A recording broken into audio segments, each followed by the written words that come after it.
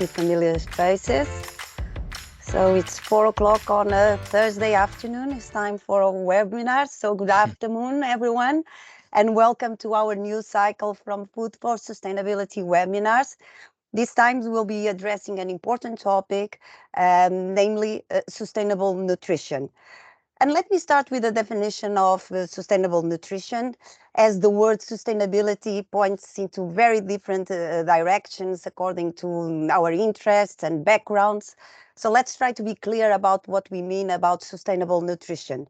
So sustainable nutrition is the ability of the food system to provide efficiency, energy, and essential nutrients to maintain the population's health, but, and this is also important, without compromising the nutritional needs of future generations. And we can see that this is indeed a very broad task with a very broad implication, loads of different agents involved, such as producers, food processors, farmers, consumers, nutritionists. And to start this discussion and to address this topic, today we'll be specifically looking at how can sustainable practices affect food nutrition? And this is going to be our starting point to address this important topic of sustainable nutrition. Joining our discussions, we have the pleasure to have three experts to raise our awareness about what we are eating, but also what we are wasting, to ensure that we are really on track towards sustainable nutrition. I truly thank your availability and your kindness for being here today. And so today we are joined by Francesco Visioli. Good afternoon. Good afternoon, everybody. Francesco is a professor at the Human Nutrition at the University of Padua, of course, in Italy. Many thanks for being here, Francesco. Oh, thank you. Also, thank you. We have with us Maria Dolores del Castillo. Hello, Maria. Nice to have you here. And Maria, she's a research scientist in the Spanish National Research Council, of course, in Spain, also known as the CSIC. It is a pleasure to have you here, Maria. Thank you so much. And we are also joined by Dan Cuttridge, the Executive Director at the Bionutrient Food Association.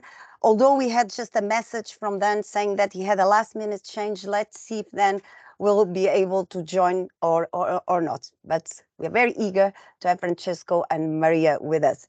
And today's session is going to be moderated by my colleague Margarida Palma, which is our PhD in microbiology. She will be guiding our session. Thank you, Margarida, for this also.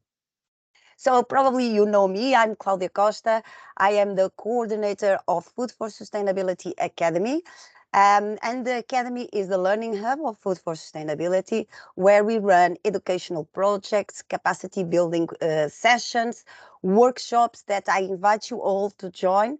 And for example, let me share with you that we already have a session planned for Ruda dos Vinhos on eco schemes on May the 26th, and we'll be discussing the current incentives from the new agriculture policies towards a more sustainable agriculture. So if you want to join us, please just visit our website. All the details are there, and it will be a pleasure to have you with us.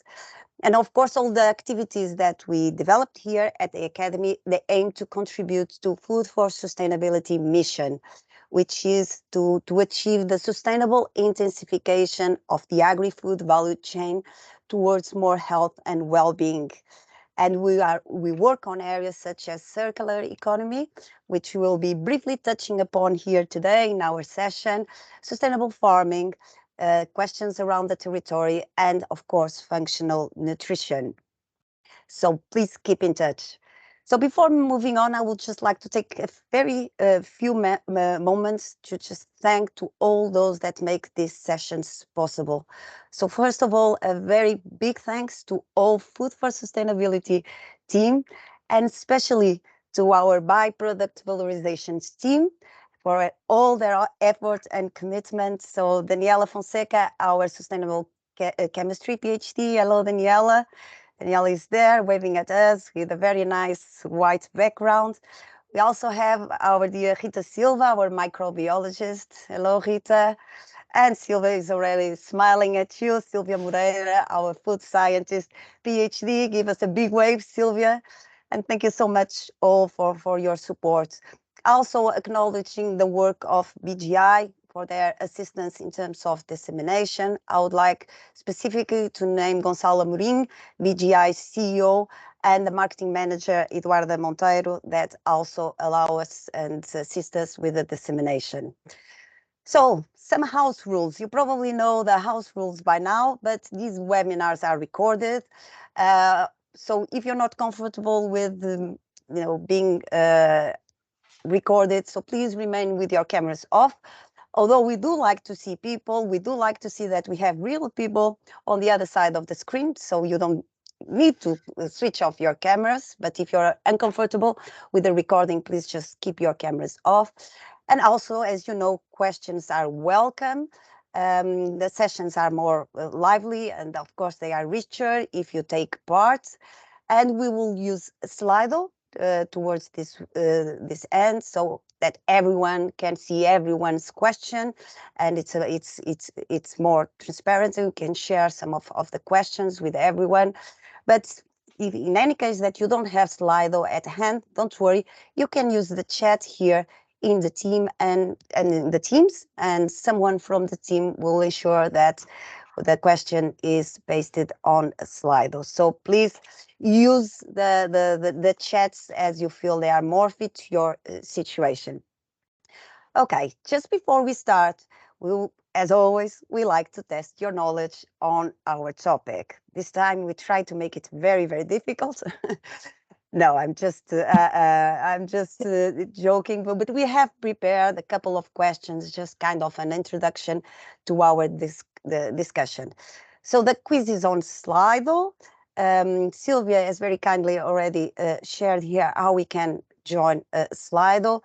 So I invite you all to join Slido. So just open your browser, type in www.slido.com. And when you're ready, insert on the box the hashtag F4S Academy, and you'll be able to join our small quiz, which should appear on the tab called Polls. Sorry, I've lost you here in my screen.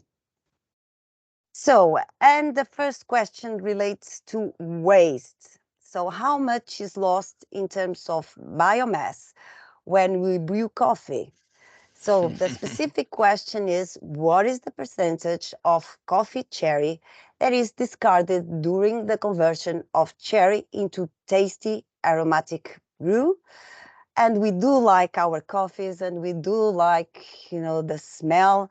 And this question is actually something that relates to the work from Maria Dolores. She has been working for many years in coffee waste, and she will be elucidating us about the potential not only in coffee itself, but specifically on coffee byproducts. So I see that most of you have already voted.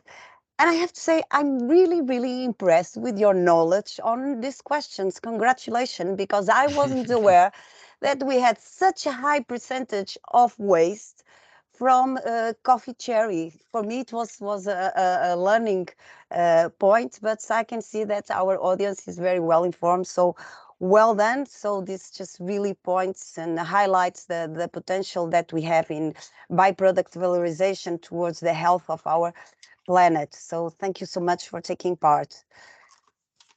And our second question. What is the second question about? So it's about the phenolic compounds in olive oil. And this is a tricky one, as this was one of the first topics in one of the first webinars that we run here at Food for Sustainability back in the spring of 2021. Let's see who still remembers which one is the main phenolic component in olive oil. So olive oil phenolic compounds are believed to contribute to health benefits attributed to extra virgin olive oil. What is the main phenolic compound in extra virgin olive oil? And apparently we have already most of people joining. Let me remind you that if you wish to know a little bit more about phenolic compounds in olive oil, just check our webinars libraries from 2021 and check for the topic on byproduct valorization, and you'll have plenty of knowledge and also apologies, of good speakers about these topics. But of course, while you're here, I invite you to listen to Francesco's presentation. He will definitely share some very interesting insights on these topics. And again, thank you so much. You're absolutely right. Hydrotyrosol is, in fact, the main phenolic compound in olive oil, and one that is strongly associated with the health benefits. And Francesco, we want to hear a little bit more on this. Okay, fantastic. Thank you.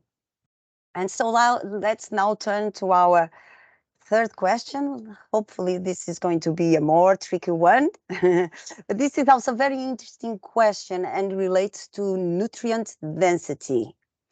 So the content of specific nutrients in fruits and vegetables varies according to their production conditions. How many less nutrition apples, so apples that have a lower nutritional value, would you have to eat to achieve the nutritional value of the most nutritious apple? Do you know this? We have a timer. This is difficult. This is a tricky one. Okay, but already points to an interesting topic, that it means that we are here completely in a circle with all the linkages between, sustainable nutrition and, the primary production and the way that we raise our food. And this already points that we could be saving a lot of resources if we focus more on nutrient density.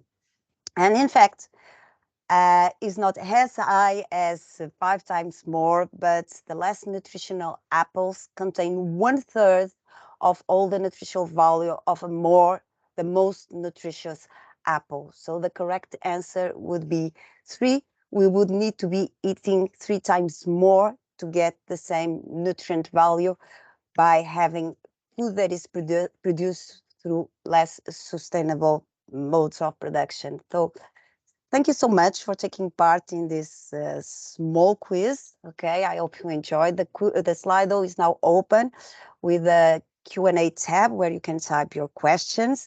I hope you have enjoyed this short quiz.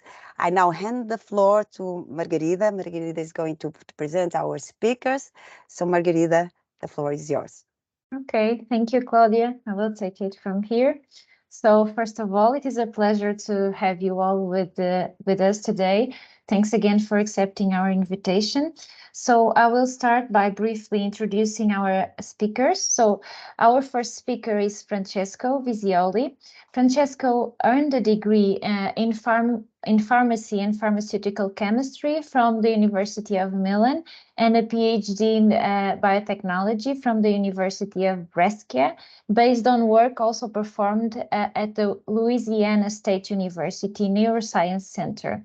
So after being a full professor of physiopathology at the University Paris, where he directed the micronutrients and cardiovascular disease unit, and being senior investigator at the Madrid Institute for Advanced Studies, he is now professor of human nutrition at the University of Padua in Italy.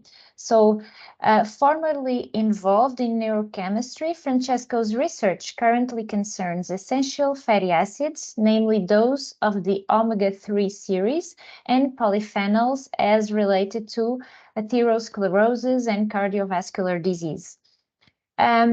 In particular, Visioli's group discovered the biological and pharmacological properties of phenolic compounds from olive oil, including hydroxytyrosol. And in addition, Francesco is studying some bioactive components of plant foods, including lycopene from tomatoes and biophenols from wild greens. His research ranges from in vitro studies of bioactivity to in vivo tests performed on laboratory animals and or humans. Nutrigenomics and precision nutrition are currently topics of Francesco's research. His presentation is entitled, "What Will We Eat Next? Turning Waste into Food." So next we will have Dolores del Castillo. Dolores is a research scientist in the Spanish National Research Council. Dolores has a degree in biochemistry and a PhD in food science and technology at the Complutense University of Madrid. She was awarded with the Marie Curie Fellowship from the European Commission to complete her postdoctoral training in food and health at University of Reading, and also a Salvador Maradiaga grant for training at Beth Israel Deaconess Medical Center and Harvard Medical School in nutrition metabolism. Since 2011, she is the head of a food bioscience laboratory at the Institute of Food Science Research. She was a professor of the Ingredients and Functional Foods module of the Master in Food Quality and Safety at the University of the Basque Country from 2007 to 2018, and she is currently a professor of the Master of Food Safety organized by the Official College of Veterinarians of Madrid. Her research is focused on obtaining safe food of high nutritional and sensory quality and aims at achieving sustainable nutrition and health through the reduction of chronic non-communicable diseases, as well as to contribute to the global nutrition security, food system sustainability, and circular economy. Dolores' presentation today is entitled Second Life Coffee. So thank you both for being here. I will now give the floor to Francesco. So maybe we can share your slides. Yeah, I think I found a way to share. Let me try once again. Okay. I think I found a way. Maybe in 1 minute. Share. Does it work? No, it doesn't. So yeah, I knew it. And okay, perfect. Oh, nice. That's yours, right? Go ahead. Is it me? No. No, That's yours. Exactly. Okay, so first of all, I would like to thank you. I think it's a great topic because everyone talks about sustainability. How do we address that? It's not easy. Can I have the next one? So two things. Can I have the next slide? Okay, two things are happening. Big things, huge things that are affecting humanity in general. Next one. The first one is that just a few years, well, we think it's a lot of time, but actually it's nothing. Our population has grown enormously. We were just about 1 billion on the whole Earth. Now we are more than 8 billion. And at the same time, life expectancy increased a lot. We used to live about 30 years, 40 years. You were already a very old guy. Now it's customary to see people of 80, 85. For us, it's normal, but it's not. It's something that we achieved very recently. So this is the first thing that happened. Huge increase in the world population, huge increase in life expectancy. And at the same time, next slide,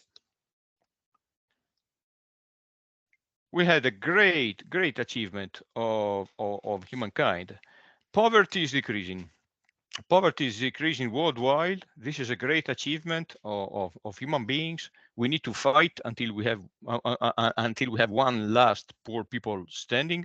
But the number of people living in poverty and the number of people living in extreme poverty is falling rapidly, which is great, huh?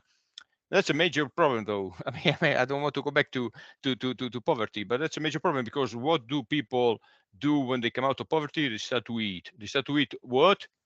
Mostly animal proteins. Next slide.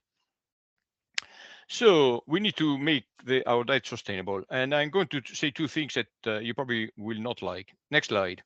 The first way to address the growth of the world population, sustainability of the diet is everyone in the world, especially in the Western world, eats less. stop eating as much as you do. If you do this, if you eat 20% less on average, of course, first of all, there will be enough food for everyone. Second, there will be fewer diseases, pathologies, obesity, cardiovascular disease, cancer. So we will be good to our earth, and it will be also good to our body. Next one. And the other thing we should do, and again, no one wants to hear about this, is to use birth control, especially in developing countries. Some developing countries are growing super rapidly. They don't have enough food to feed their population, and so we should promote, we should instruct, we should educate people to use birth control in these countries. I know that it's a politically sensitive issue, and it's not easy to tell people to eat less. It's not easy to tell people to use birth control, but one way or the other one, we need to do it. Next one. There are many other ways to. So yeah, again, the growing population has more impact than all the sustainable diet strategies we can design. Okay, we can sit at WHO, United Nations, but the growing population has an enormous impact on what we eat. Next one. Okay, the first thing we need to do before we produce more food, is to fix the supply chain. Next slide. Because why? Because we throw lots of food in the waste. It's not the food we buy in the supermarket. It's also the food we cook too much rice, we throw it away. We buy too many apples, we throw 2 of them away. Fine, we shouldn't do that. We should not. But most of the food is wasted at the production level. In India, there is enough food to feed everyone, but they waste it because they don't have refrigeration, because they don't know how to transport it, etc., etc., etc. So first thing we should do is to fix the food chain that wastes lots of food. Next one. And this is very important. Even before we produce.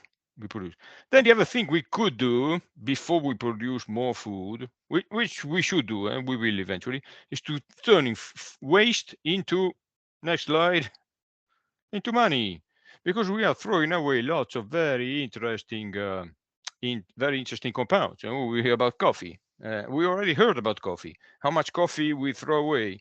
Well, we already had our cup of coffee. We can throw away the rest. No, wait a minute. There's plenty of good things in what we waste. Next one. I'm going to show you just 2 examples that come from my own research. Of course, there's much more out there in the field. The first one is that you responded correctly. When you produce olive oil, you squeeze, or nowadays you centrifuge the olive paste. You produce oil on one side, and you also produce an enormous amount of wastewater. Next slide. Huge amount of wastewater, tons of wastewater. Why is it called waste? Because we throw it away. Actually, people have to pay to throw it away because it's an industrial waste. It's industrial disposal. So you need to pay to throw it away. And keep in mind, if you know a little bit of chemistry, that the near majority of polyphenols are water soluble. So all the polyphenols you have in the olives, some of them, a little percentage of it ends up in the oil. The vast majority, the near totality, ends up in the wastewater. So we're throwing away tons of polyphenols that maybe we can recover. Next slide.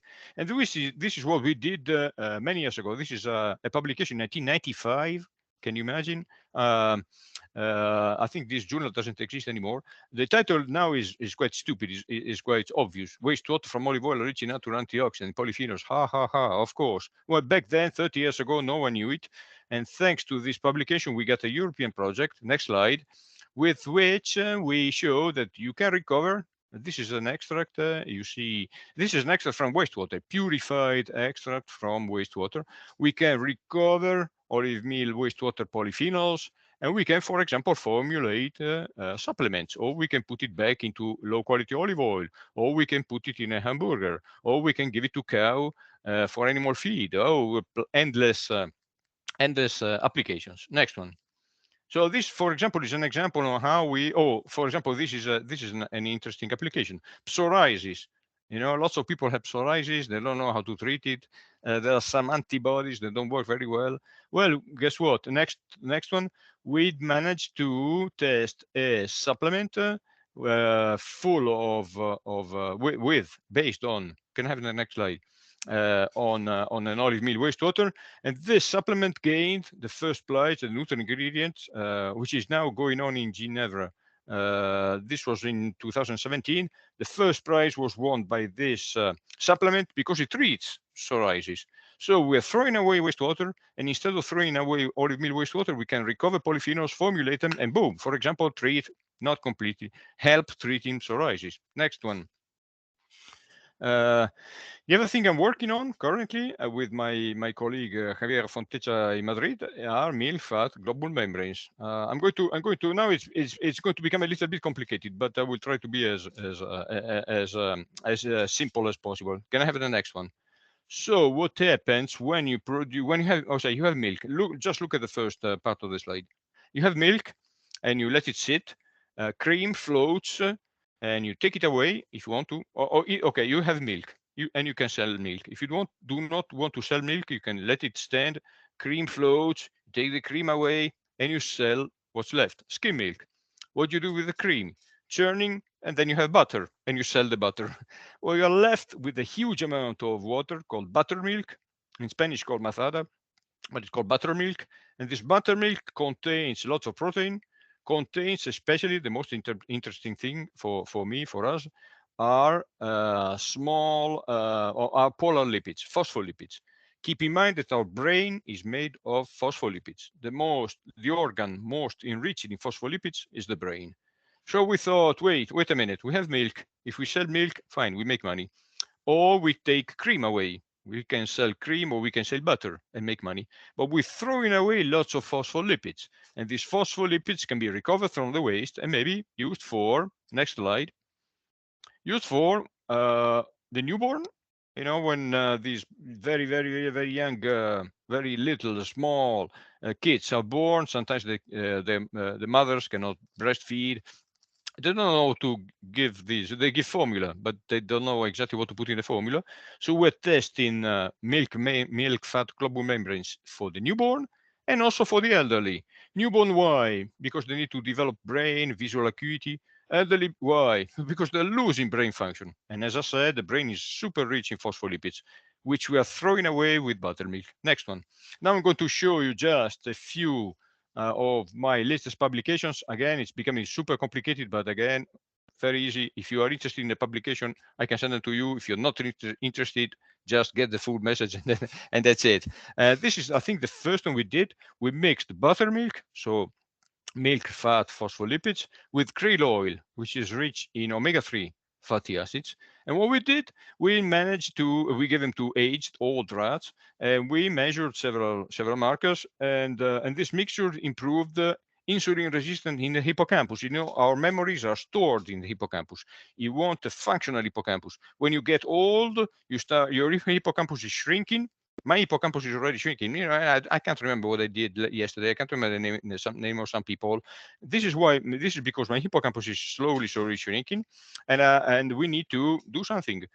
This something, for example, is to avoid insulin resistance and improve synaptic signaling. Next one, in the hippocampus. So these are just, again, super complicated pieces of data. But what I want to show is that we managed, through the provision of milk fat globule membranes, to increase the production of ATP. And you know that ATP is the fuel of cells. So the hippocampus of these, or the brains of these old rats produce more ATP. Are they more intelligent? Nah, probably not. But they have more energy. Their brain has more energy because we managed to increase the production of ATP by feeding something that we're throwing away. Next one. So this is at the molecular level. But again, we cannot say if these rats are more intelligent or not. But we did another test in which we mixed buttermilk and krill oil, and we tested cognition. You know, cognition is exactly what we are missing or we are losing when we get old. And again, I can't remember exactly the name of my collaborator, and I can't remember exactly where I put the keys. I can't. Slowly. I mean, no, they're great, but some people age rapidly, some people less. But we want to do something about it. Next one. And so we did improve cognition in age rat, and we also wanted to see exactly why this happens. The molecular mechanism, as I said, now it's going to be super complicated and difficult. We wanted to see if this mixture modulated microRNAs. MicroRNAs modulate cell signaling, very important modulators of cell signaling. Can I have the next one? And we published this. I'm just going to show you this one to tell you how complicated it is. Okay, you don't need to understand. I did it and I don't understand it. I don't understand it myself and I did it. But we can measure tons of microRNAs, lots of microRNAs, and see exactly what are they implicated in. Some of these microRNAs are implicated in cognition. Some of them are implicated in ATP production. Other ones in insulin resistance. But again, by feeding rats, aged old rats, krill oil and especially buttermilk, isolated fractions of buttermilk, we managed to improve their brain function. Next one. And this one, again, to show you how complicated it is published this year with a lipidomic study, because we wanted to see, can I have the next one, where these phospholipids go. And we managed to to see exactly where these phospholipids go into the synapses of the brain. So I just want to summarize. The first thing we need to do to have a sustainable future food is to do it rapidly. We cannot wait any longer. The world population is increasing super rapidly. We are coming out of poverty, which is great. But people who come out of poverty eat more animal protein, which are not sustainable. This is called the Bennett's law. The more money you have, the more animal protein you eat. Even faster than the growth of the world population. So we need to act very fast. It's very complicated to do it. We need to control the world population. We need the Western world needs to eat less. It's not easy. I know you need public health policies to put that in place. It's really complicated. Should we produce more food? Maybe GMOs, maybe, yeah, probably, maybe, who knows? Right now, we are already wasting too much food. So right now, in 2023, the world has enough food to feed the world. There is enough food in the world. We will never get to zero, okay? We will never get to zero waste because everyone will waste something. We will not have enough refrigeration for everyone. We will not have enough pasteurization for everyone. We need to waste less for sure. And or concomitantly, we need to reuse, or we want to reuse something that we throw away. I gave you an example of olive oil meal wastewater. You know, we are throwing away useful polyphenols that we can recover, for example, treat or help treat psoriasis, or do lots of other things. You can put it in food as food preservatives. I gave you another example of how we are throwing away buttermilk, and we can recover milk fat globule membranes rich in phospholipids and use them for cognitive decline or for the newborns. Now we have another project with very small kids, the premature kids, and so and this is endless. We will hear about coffee, and I cannot even imagine about how much cocoa we throw away. I cannot even imagine how much grape leftovers we throw away. I cannot even imagine, you know what I mean. So we're throwing away lots of valuable compounds that we can, or we should, or we must recover from waste, isolate them, and turn waste into money and into food for future generations. Can I have the next one, which I think is the last one? One more? No, finished. Okay. Okay. I thought I had one more with a big thank you written on it. It's not there, so I always say it. Thank you so much again for listening to me, and thank you all for organizing this very interesting, I hope very interesting for me, webinar. And thank you again. Keep in touch. Okay, I had one more slide. I knew it. Okay, thanks again. Thank you, Francesco. Excellent. That was very enlightening and a very interesting perspective of a few alternatives to valorize these byproducts from food production process.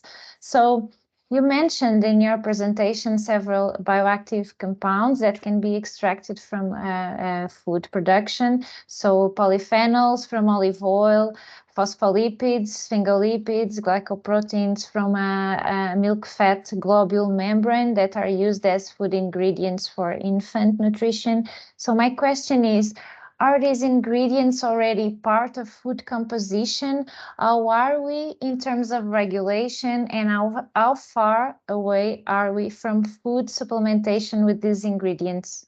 Good question. So if you sell them as supplements, regulations are very, very loose. You don't need to prove much. You might want to prove that they're safe, but other than that, if you want to use them as food additives, it's a bit more complicated, but not too much. What you cannot make at the moment are very strong health claims.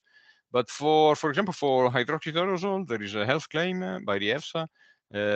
For milk fat global members, I don't think any, but food infant formula companies are already using them. I will not say which ones, but you can find already formulas in the market with milk fat global members. They don't know the composition. They just throw them in there. They don't know exactly what they do. They just think it's good because breast milk contains them, and so they use them.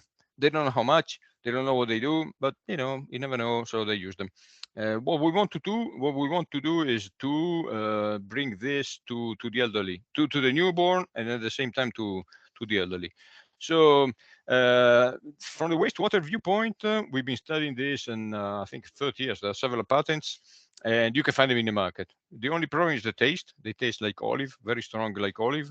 Some people managed a way to take the taste away, or so they tell me. Other ones found a way to put them back into the oil and make functional quote unquote oils.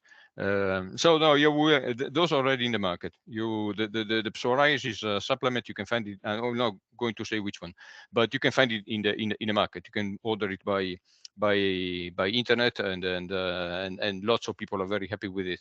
The milk fat, still we need a little bit to work on it, but the big companies interested in the projects we are publishing. We just did a human trial. We need to publish the paper.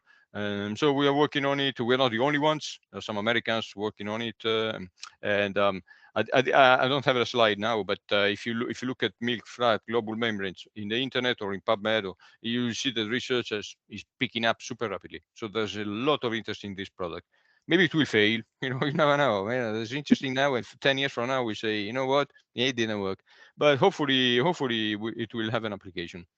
Okay, thanks. I was just wondering, is hydroxytyrosol present in other plants or fruits? Huge question, because as of today, no, it's only in olives and olive oil. Some people found it in wine, but mostly tyrosol in wine, but it's not that clear. I'm not an expert in analysis, but I heard that the methodology is not very reliable, but I don't mean to offend anyone. So right now, I think or European, which is the father compound, the parent compound of olive oil polyphenols, you can only find in olives, and hydroxytyrosol right now only in waters, in olives, and of course the wastewater. And just one final question before we go to the questions from our participants. Is the chemical structure of hydroxytyrosol, it degrades when we cook olive oil?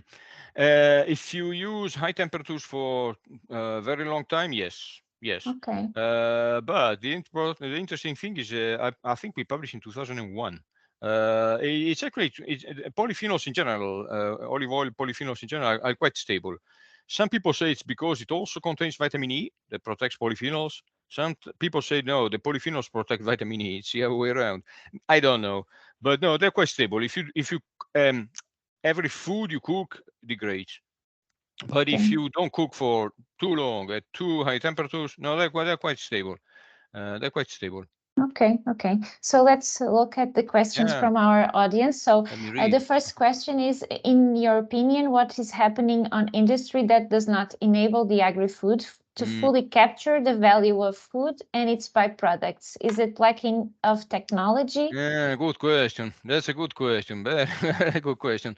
I think it's easier to throw away things. It's easy. I mean, we do it all the time. It would be easier for me to change this shirt and throw it away instead of putting it into the water machine and then dry it and then iron it. And so the food industry.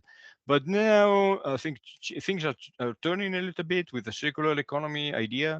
And I think if they see a value there, The technology is there to recover proteins, to recover fat, to recover polyphenols, to recover vitamins. And so if they see an opportunity, I think things are changing rapidly, and we should push the agri-food industry into trying to recover their waste, use the waste, exploit the waste, make money out of the waste. Maybe they don't have the mentality yet, but it's coming. It's coming. Okay. Any tips on what can consumers do to decrease their food waste in a more efficient way? Yeah. So do not treat your food as a commodity. Okay, don't give it for granted. Those who produce meat for you, or fish for you, or wine for you, or olive oil for you, or sugar for you, they work very hard in the field. Artichokes, very hard in the field. And sometimes it rains, sometimes there's a drought, sometimes there is hail, sometimes it freezes, sometimes it's so. Don't treat it like that. Think of food as a very precious thing that we have now in 2023. The only problem we have is maybe money, but everyone has a refrigerator. But only 50 years ago, 60 years ago, one generation ago, there was not enough food for everyone. My own parents, World War II. My grandparents, I don't even want to talk about it. They did not waste anything. Almost anything. They didn't have anything to waste. So before you buy, think: do I need it? How much I need? But again, unfortunately, the vast majority of food waste, it's not up to us. It's up to the food industry and the production chain. So we all should do our part and do not waste food. Buy as little as we can. Only the food we eat, only the food we like. Do not fall into the trap of buying too much because it's on sale. But and that's a huge contribution. But again, the main contribution comes from agri-food industry, and there's a lot of work that can be done there in terms of transportation, refrigeration, in terms of growing things more efficiently. Plenty of work there. Yeah, completely agree with you. So how to make consumers more aware that compounds from food waste are beneficial for health and also for the planet? Again, that's a very interesting and tricky question. No, that's not tricky. But I think again we should look at food as something very valuable. So every time you peel an apple, no, I'm making this up. Anytime you peel an apple and you throw away the peel, okay, maybe you don't like it. Fine, no problem. But think that used to be a living thing, an apple, fruit, and it took a lot of work for the plant to produce it, and it took a lot of work for the grower to pick it, ship it. Someone has to drive overnight to deliver to the supermarket. So people had to store it. So every time you throw away something, think that maybe there's something there valuable. If you can, reuse it. Otherwise, read, educate yourself, look for alternatives to your food habits. And again, maybe some supplements, or maybe some foods that are added with waste, quote unquote waste. And maybe try to educate yourself and see where some valuable compounds can be found. And we have a final question. So if we consider the investment between buying new food and reusing the byproducts to eat, is this investment fair to the general consumer? Yeah, economy is very complicated because unfortunately in 2023 we have consumerism, and so what happens is that the food industry is like any other food industry. The shoe industry wants you to buy as many shoes you can. And the food industry is the same thing. They don't want you to save. They don't want you to not waste. It makes sense. From their viewpoint, it makes sense. If you eat less, the food industry is in trouble. We need to find a fair balance. The general consumer should try to reuse, store, refrigerate, freeze. We have plenty of good technology. Microwave is a great technology. A freezer is a great technology. We take for granted it's not. Under vacuum, it's a great technology. And so maybe it's fair. I think it's fair for the general consumer trying to reuse what you were about to throw away and look for alternatives to what you. There's some supermarkets, for example, now that are selling 50% products that they were going to throw away in 1 or 2 days. And look for those, for example. You will save money. You will avoid or limit food waste. So yeah, there's plenty of things that I'm not talking politics, but there's plenty of good things we can do at the consumer level. Yes, that's a good tip. I usually do that. I also do. Thank you so much, Francesco. Thank you. Now I think we move to Dolores' presentation. Thank you. At the end, we will have a final question for both of you. So stay there, please.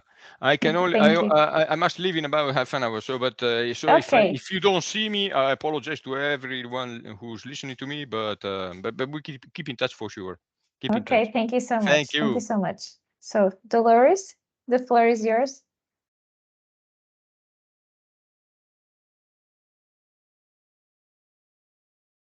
Hi. Can you see my slide?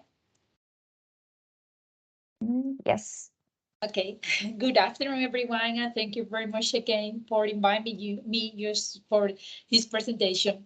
Did you have your coffee this afternoon? This is my first question because we have spoken before about everything we waste every day, and I'm really surprised and grateful that the audience responded rightly the question you did about the weights of coffee weights, and how much we can do with this, just giving a second life to everything that we are throwing away in the coffee industry. Because for me, normally is when you go to an audience just to speak about coffee, most of the people, especially the European people, they ignore, they don't know that that is a fruit. This is the first thing. And they don't know how the coffee sherry looks. Then they cannot imagine that we are wasting on this travel from the plant to the cup. This is the first thing. Then thank you to everybody that loves the coffee and is here. Then we are talking about nutrition security, and I want just to start with that, with this slide, because it's really important nowadays. We know very well that our health depends on what we eat and how we live. We need exercise, but we need to eat fine. And eat fine means that you have just to have a very balanced diet, including a lot of vegetables, and just to having also a healthy hydration. And for this healthy hydration, the coffee, as we know so far, that is a very good option. But the other option that I'm going to present to you, I hope that you in the future, you feel open just to try these new options that you have from coffee. Then this is our priority. And then as part of the European Union and as part of this collaboration that we have, I try to encourage all of you just to research and innovate in the food, just to achieve the nutrition security and the sustainable health. Everyone that is interested in this field is welcome to our institution and to my lab if you want it. Then already we have spoken a lot about the use of this concept, just to use this concept, the bioeconomy, as a tool just to make a contribution from the food scientists to the food industry and to the consumers of the society, just to try to do that we needed, that is just to try to correct our diets, just to have a healthier diet, and just to fight the depletion of food source that we have. In the other slide, I speak about something that has already spoken a lot, Professor Visioli, and this is this typical pyramid. I am not doing anything that is new. It's something that the FAO say to us, that how to do or how to contribute to this nutrition security and how to contribute to this health, sustainable health, and the global sustainability in general. He has mentioned a lot that we need just to try to have a weight less and just to reuse. And that this is what we are trying to do. And he was trying to explain too. I think that sometimes we are looking for a different theoretical sustainable strategies just to have a better nutrition or a healthier nutrition, like the use of insect or something like this, that probably is harder just to attract the attention of the consumer to use this kind of food because it's new for them. But if you try to get this byproduct that we have from something that is very familiar to the consumers and they really love and enjoy it as part of their daily diet, we believe that it's easier. And this is what is happening for us with the coffee. Normally, where we focus the attention on this byproduct that we have producing a lot, They are very in abundance worldwide because we need it just to have plenty raw material to be used as food ingredient later. And they are highly contaminants. That means that we need just to do immediately something to be to have a healthier environment and a healthier life. And just to have some economy too, because we needed that. This is because we pay the attention on the coffee, because as you said before, we are wasting a lot of byproducts from this precious product. What's something that we have to keep in mind is something that we have asked to the previous presenter, that is what we have to do. Even when we are talking about something that is very familiar for us and is part of our daily diet, sometimes when we take part of the weights that we produce, it means that in many of the cases, the regulatory organization consider that as a novel foods or a novel ingredient. Why? Because as a concept, a novel food or a novel ingredient is something that we didn't take as a food before 1997. It can be from coffee or from every another meal, as it is the product that he mentioned before, the phospholipid, that is something that we eat. But think that when we are extracting something, we are increasing the concentration of something, and we are going to provide in a different concentration. Probably, you know that something can be healthy in some concentration and can be a poison in another concentration.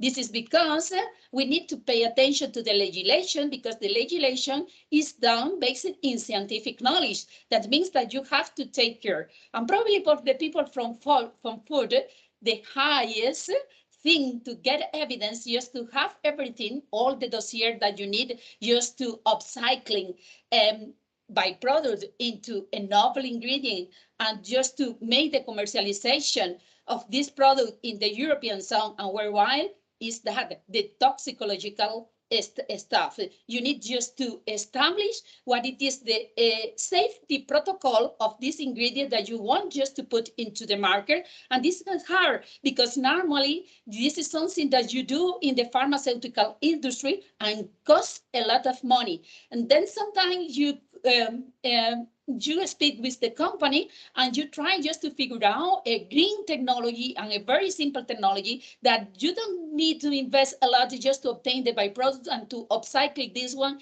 into an attractive ingredient just to put in a food.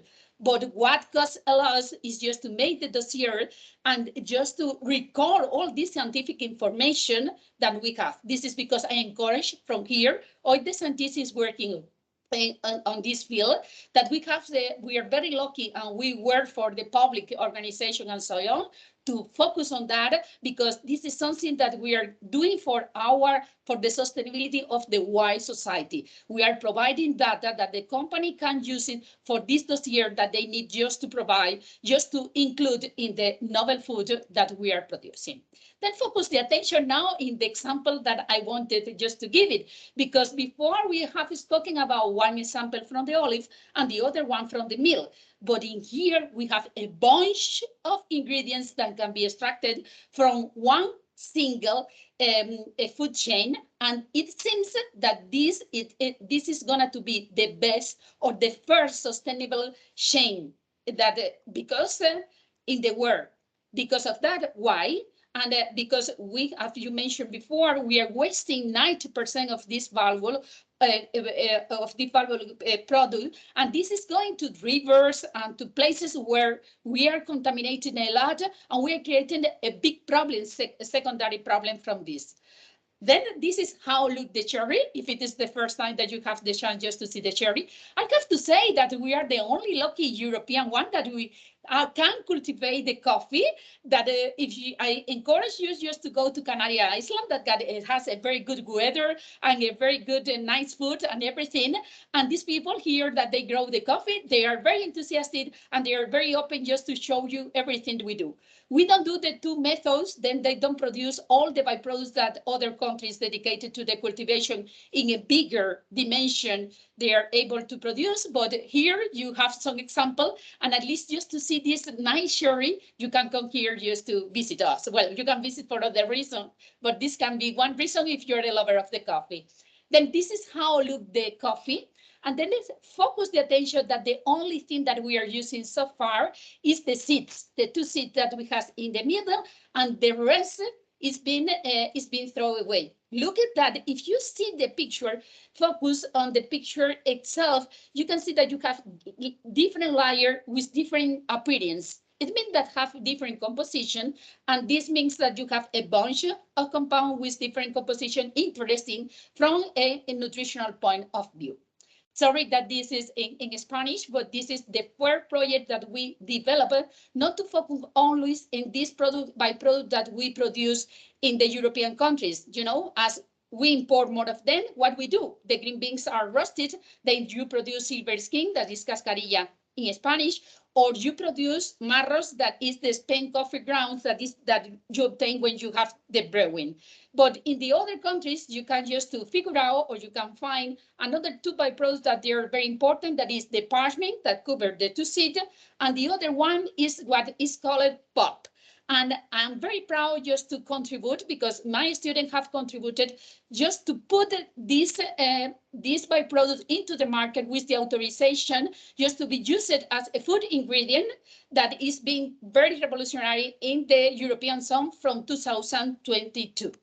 That it means that it was very recent. Here you have my PhD student that now is professor in the university, Amaya Iriondo, that she was awarded with the PhD PhD award for the innovation. We did I think that I supervised 4 PhD theses about coffee byproduct before, but this is like the summary. And this was the first one in which one we were dedicated, or we contributed to this knowledge on the dry pulp coffee cherry.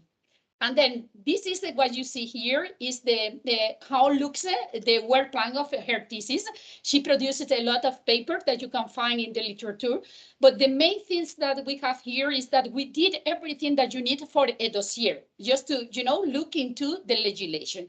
We don't have too much time, then I cannot just to go into detail on what we obtained in the results of the PhD thesis, but you can justify that in the publication if you wanted. I have sent it to the organization 1 paper that is the validation one, that is as a summary of what we did in this case. The first, as you can see here, is just to work with the byproducts that was novel that was produced in the other countries, in the 3rd countries, here including this coffee that that many people call the byproducts in a different way. This is something that you have to be aware. And including over here, we have obtained a lot of information. When we started the PhD thesis, the coffee byproduct was considered a novel food. The information that we have produced in the thesis can be found in this paper that I mentioned before. And this is how you produce this hosa or dry coffee pulp and everything. Normally, this is the one that we are using is the one that coming from the wet process. This is the wet process that involves a fermentation. This is the dry, sorry, and this is the wet one that imply a fermentation. But in any case, you have the dried. And normally this pulp that is composed by the skin and the pulp of the cherry, and in some case is also included the parchment of the silver skin. This is in the dry method. These 2, they are nowadays accepted as novel food. This is the thing. And what we did with that. What we have done so far is just to propose something. This is accepted by the European Commission just to prepare a drink. And we have just to try to follow the philosophy of the zero waste. That means that we have just to try it just to use the whole byproduct. Well, this is what we did. This is everything explained. You see that we have around mycotoxin. We have run studies in humans and in animals. We make a characterization in terms of safety that we need just to have information about mycotoxins and so on. And then with all this information that we produce, we have elaborated or used or proposed the application of this extract, for instance, in yogurts, just to have a yogurt with anti-diabetic properties, because the other thing that we are interested is in just to use the byproducts that we are dealing with, just to be exciting in something, just to reduce the risk of chronic diseases. This is because we are talking about sustainable health. That this concept, that was a concept that was coined by our group, means that you have a very healthy aging, avoiding the chronic disease, the development of the chronic disease. Well, what we concluded on all the study is that this is a nice source of, you see how many nutrients has, and also how many other compounds that they are good.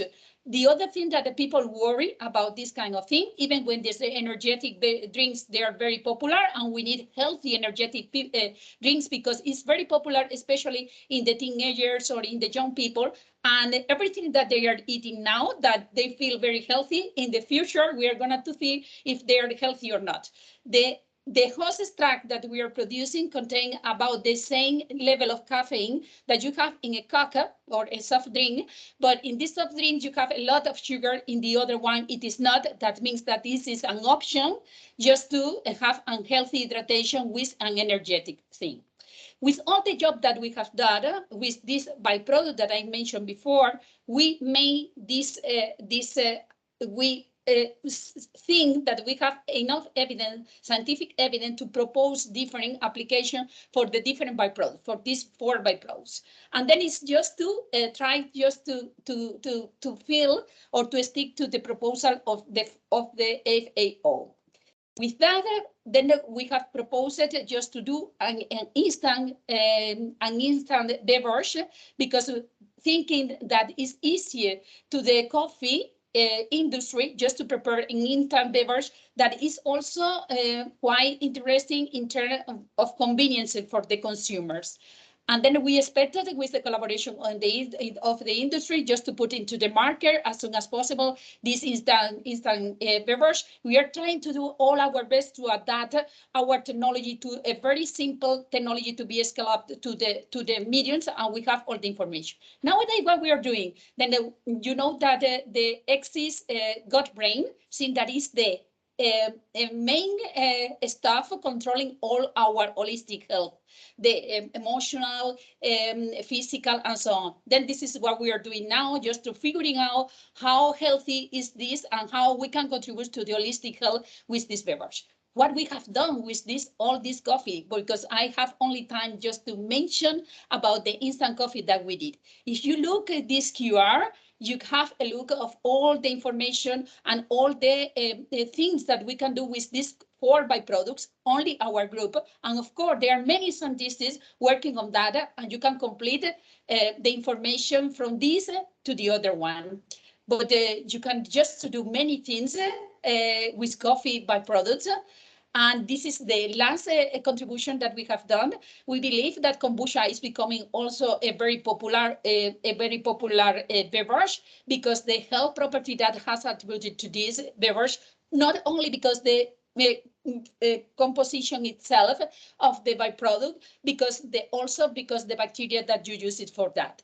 Then I think that we have a lot of things to do. There are a lot of left work to be done on this, and these proposals of this of this way of work can be translated to any of the other byproducts that we are producing in the food industry. And just doing this reuse of the byproduct, I think that we can just to achieve a liter by liter, a sustainable food system, and also to have a sustainable health for everybody. Thank you very much for your attention.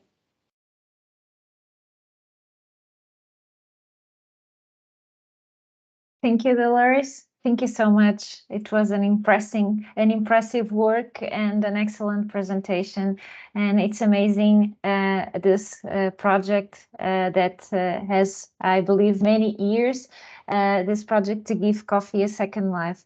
So while the questions from our participants appear, I have a few questions. Actually, I have a lot of questions, because I was one of the people that didn't know that coffee came from that beautiful cherry. So I apologize for that, for my ignorance, but I was amazed to see the fruit. And one of the questions that I have is that is it possible to eat the fruit like the fresh fruit?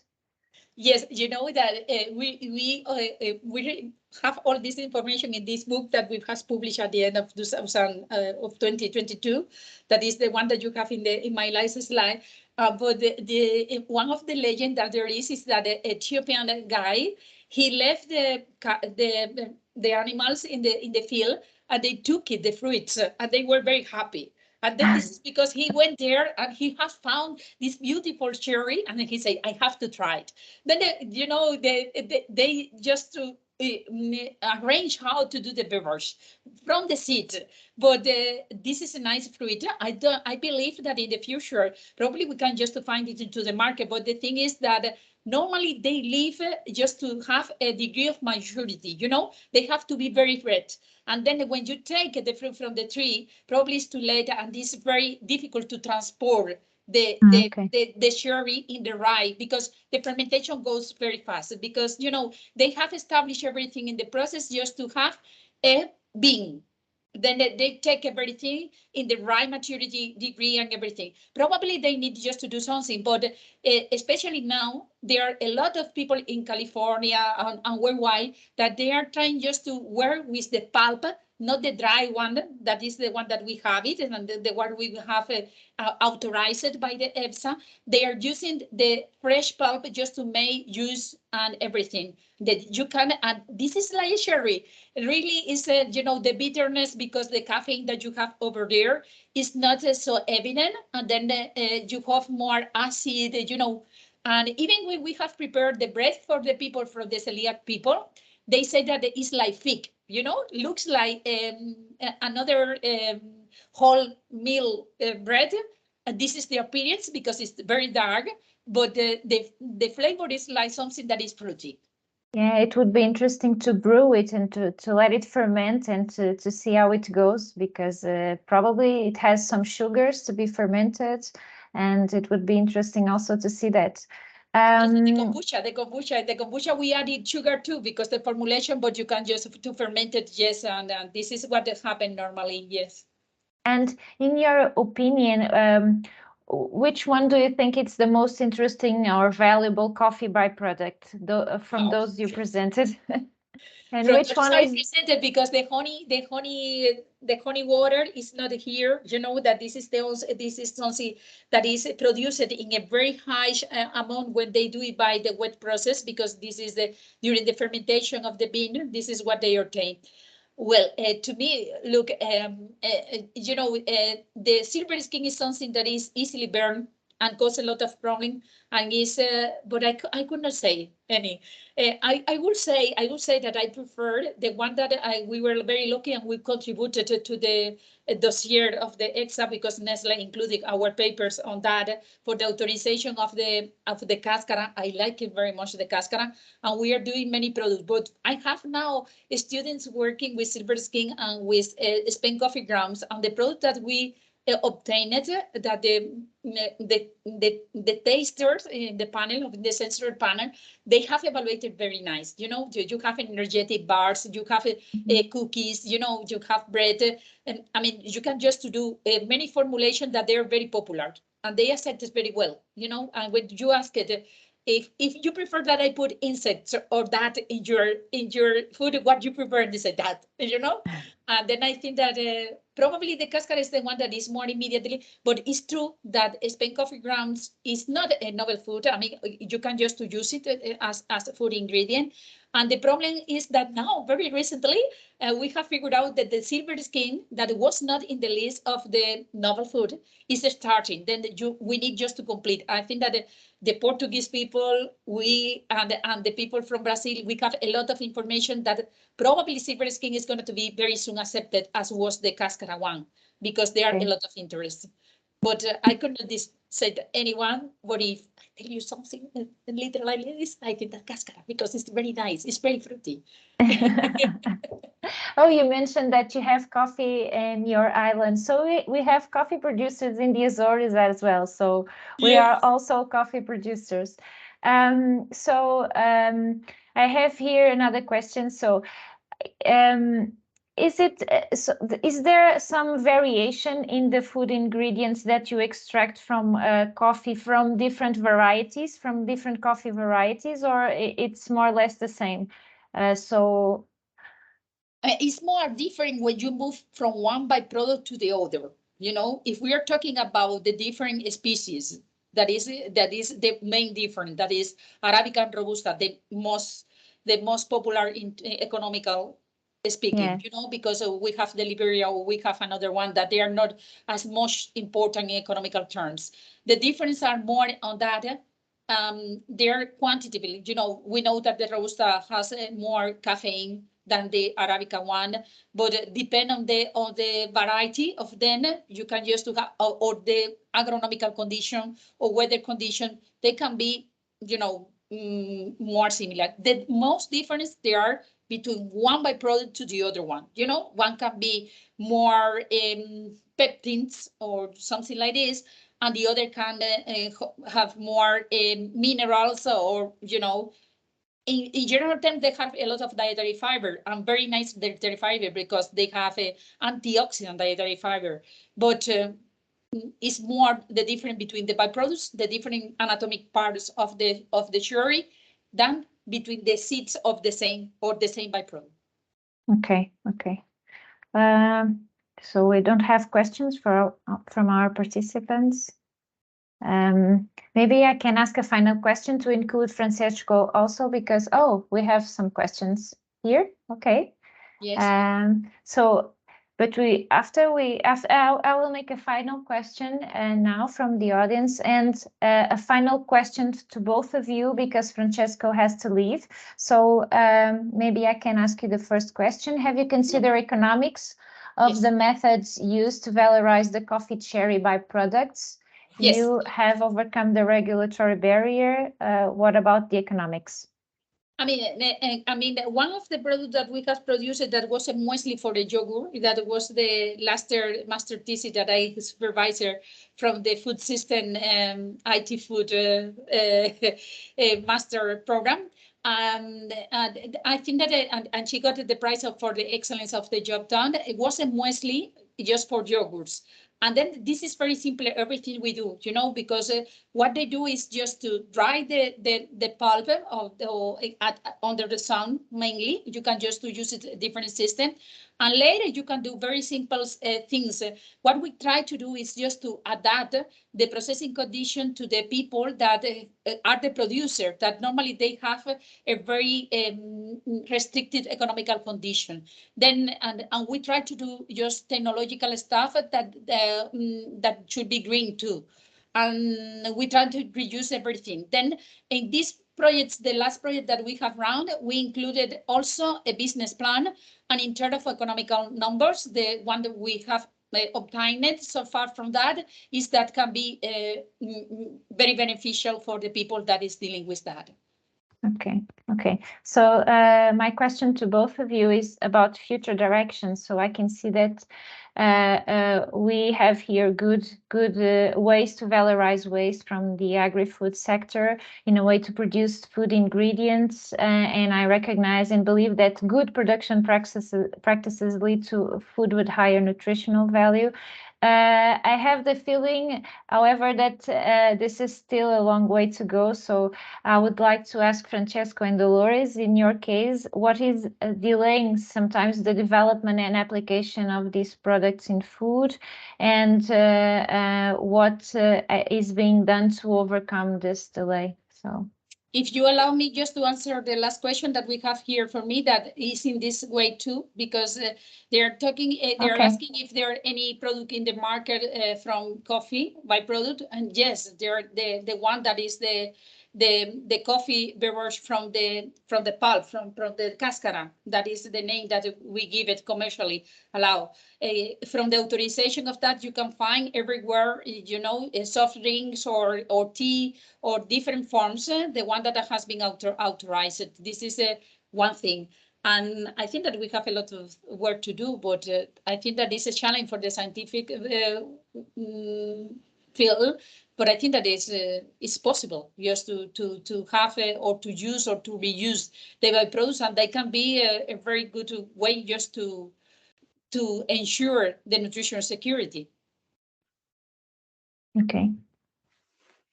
Francesco? What's holding it back is, come back to the first question, is mostly economics. The more you purify things, the more expensive they become. So it's a fine balance again between finding the value in what you're throwing away and investing or spending money in recovering what you think is valuable from food waste. The more, I have an example with olive oil mill wastewater. The more you purify polyphenols, the more expensive it becomes, until you have an extract, maybe 90% hydroxytyrosol. Wow. Well, wait a minute, it's so expensive, no one buys it. And so the same thing happens with milk, the same thing happens with, probably coffee, same thing, I'm sure, with cocoa, I'm sure with orange peel. There's plenty of byproducts with, or tomato peel, rich in lycopene. How much you want to purify it? If you want pure lycopene from tomato peel, then it's very expensive. So, you need to find a balance between finding an extract or extracts that are rich enough in your active compound and the economics. Very important economics. Very important topic. Okay. Do you want to add something, Dolores? I agree, but I think that, as simple as you do it, if you achieve a product that is, you have this balance, economic balance, and you have the chance to provide all the compound that you wanted in the physiological concentration, probably you don't need just to go to very pure compounds, Then this is just to try to figure out what it is, the balance. As he said before, because sometimes the people, it doesn't, the pharmacy and the food were different. This is the one thing. Then if you want just to try to use the byproduct to produce medicines that have to be very pure because you have interaction and so on, this is one matter. But even in the ingredients, the reason now is just to try to combine things. For instance, from the byproducts, it's very popular just to try to take something containing dietary fiber and protein, that that we have a lack of new alternative source of protein. This is because we are looking to the insects or so on. And then this is possible to achieve for a reasonable price from many of the vegetable byproducts that we are in the food chain. And I think that is possible in this way. Okay. So maybe we can close our webinar. Thanking first our dear speakers for being here with us and presenting their work. It was very, very nice and interesting. We will continue with our sustainable nutrition webinars next week with the relation between diet and a healthy life. So I hope to see you there. Thank you very much and bye-bye. I don't know if Claudia wants... Yes, bye. Thank you, Margarida. It was a pleasure. We learned a lot. Thank you to Francesco and Maria Dolores. It was great, and hopefully you can join us also next week. We're going to continue these discussions and contributing here to the topic of sustainable nutrition. It was great. I also learned a lot about what is the cherry fruit from coffee and also learned a lot about this presentation. I hope all the participants have gained some knowledge also, and thank you so much for your contribution and for your time and availability. So see you next week, hopefully. See you. Bye. See you. Bye. Thank Bye. you.